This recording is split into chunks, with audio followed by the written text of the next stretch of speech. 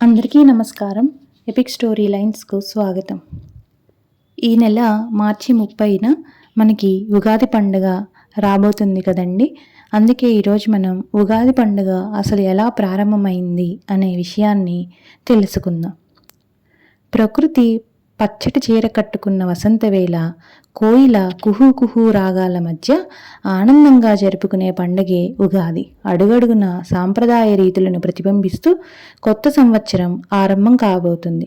చైత్రశుద్ధ పాడ్యమి నాడు తెలుగు రాష్ట్రాల్లో ఘనంగా జరుపుకునే ఈ పండుగ వెనుక అనేక పురాణ గాథలు, ఖగోళపరమైన అంశాలు ఉన్నాయి. ప్రకృతి పరంగానూ ఎన్నో విశేషాలు దాగి ఉన్నాయి. తెలుగు వాకిళ్లలోకి మరో కొత్త ఏడాది అడుగుపెడుతున్న వేళ ఆ విశేషాలు ఏంటో మనం ఒకసారి తెలుసుకుందాం. పూర్వం సోమకుడనే రాక్షసుడు బ్రహ్మ నిద్రిస్తున్న సమయంలో వేదాలను దొంగిలించాడట. వాటిని తిరిగి తేవడానికి శ్రీహరి మత్స్యావతారం ఎత్తి సోమకుడిని సంహరించి వేదాలను తిరిగి బ్రహ్మకు అందచేస్తాడు. అప్పుడే బ్రహ్మ చైత్రమాసే జగద్బ్రహ్మే ససర్జప్రదమే అంటూ చైత్రమాసంలో తొలి రోజైన శుద్ధ పాడ్యమి నాడు సకల జగత్తును సృష్టించాడట. అదే యుగానికి ఆదిగా యుగాదిగా పిలిచారు. కాలక్రమంలో దాన్ని మనం ఉగాదిగా జరుపుకుంటున్నాం. కృష్ణావతారం పరిసమాప్తి అయిన చైత్రశుద్ధ పాడ్యమి రోజునే ద్వాపరయుగం ముగిసి కలియుగం ప్రవేశించింది. కలియుగారంభం జరిగిన ఈ రోజునే ఉగాదిగా జరుపుకోవడం ఆనవాయితీగా వస్తుంది. ఖగోళ శాస్త్రపరంగా కూడా ఉగాది పండుగకు కొన్ని విశేషాలు ఉన్నాయి. 365 రోజుల్లో ఒక రోజుకు రాత్రింబవళ్ళు సమానంగా ఉంటాయి. ఆ రోజు తర్వాత వచ్చే తొలి పాడ్యమిని మనం ఉగాదిగా జరుపుకుంటున్నాం. భారతీయ తొలి ఖగోళ శాస్త్రవేత్త అయిన ఆర్యభట్ట సైతం చైత్రశుద్ధ పాడ్యమి నాడు భూమిపైకి సూర్యకిరణాలు ప్రసరించడంతో కొత్త సంవత్సరం ప్రారంభమవుతుందని పేర్కొన్నారట.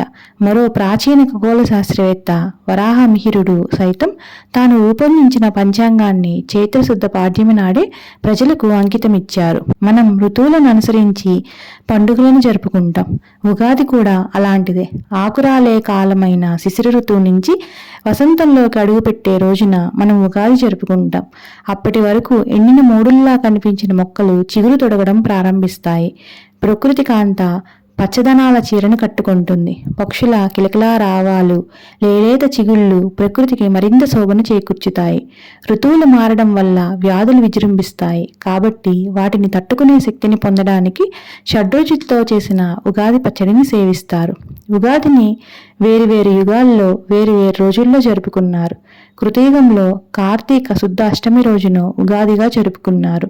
త్రేతాయుగంలో వైశాఖ శుద్ధ తదియ రోజును, ద్వాపర యుగంలో మాఘశుద్ధ అమావాస్య రోజును జరుపుకున్న ఉగాది కలియుగానికి వచ్చేసరికి చైత్రశుద్ధ పాడ్యమి నాడు జరుపుకుంటున్నారు. ఈ పర్వదినాన వేకువజామునే లేచి తలస్నానం చేసి నూతన వస్త్రాలు ధరిస్తారు. గుమ్మానికి మామిడాకు తోరణాలను కట్టి వాకిలిని రంగురంగుల రంగవల్లులతో అలంకరిస్తారు. ఉగాది రోజున ప్రత్యేకించి ఫలానా దేవుడినే పూజించాలనే నియమం ఏమీ లేదు. కనుక ఎవరి ఇష్టదైవాన్ని వారు ప్రార్థిస్తారు. అనంతరం ఉగాది పచ్చడిని ఆరగిస్తారు. జీవితంలో ఎదురయ్యే కష్ట నష్టాలను, సుఖదుఖాలను ఇలా అన్నిటినీ సమానంగా చూడాలనే సందేశాన్ని ఉగాది పచ్చడి మనందరికీ అందిస్తుంది. అలాగే దేనికి అతిగా స్పందించకుండా సమతుల్యం పాటించాలని కూడా సూచిస్తుంది. ఉగాది పర్వదినాన ఖచ్చితంగా అందరూ ఆచరించేది పంచాంగ శ్రవణం. తిథి, వార, నక్షత్ర, యోగ, కరణ ఫలితాలను దీని ద్వారా తెలుసుకుంటారు. ఉత్తరాభిముఖంగా కూర్చొని పంచాంగ శ్రవణం చేయడం శ్రేయస్కరమని పండితుల అభిప్రాయం. ఉగాది రోజు మనం ఎలా గడిపితే ఏడాదంతా అలాగే గడిచిపోతుందని చాలా మంది విశ్వసిస్తారు. అందుకే ఎన్ని కష్టాలున్నా రోజంతా ఆనందంగా, ఉత్సాహంగా గడపడానికే ప్రయత్నిస్తారు. గతేడాది తాము అనుభవించిన కష్టాలు ఈ సంవత్సరం మళ్ళీ ఎదురు కాకూడదనే ఉద్దేశంతో వీలైనంత సంతోషంగా గడపడానికే మొగ్గు చూపుతారు. సంవత్సరాది పర్వదినాన ఖచ్చితంగా చేయాల్సిన పనుల్లో మరొకటి పూర్ణ కుంభదానం. దీన్నే ధర్మఘట దానం, ప్రపాదానం అనే పేర్లతో పిలుస్తారు. ఇలా ఎవరి శక్తి మేరకు వారు రాగి, వెండి, పంచలోహాలు, మట్టితో చేసిన పాత్రను పూర్ణ కుంభంలా తయారు చేసి దానమిస్తే కోరికలు నెరవేరుతాయని ఒక నమ్మకం. ఉగాది రోజున తెలుగు రాష్ట్రాల్లో కనిపించే మరో విశేషం కవి సమ్మేళనం.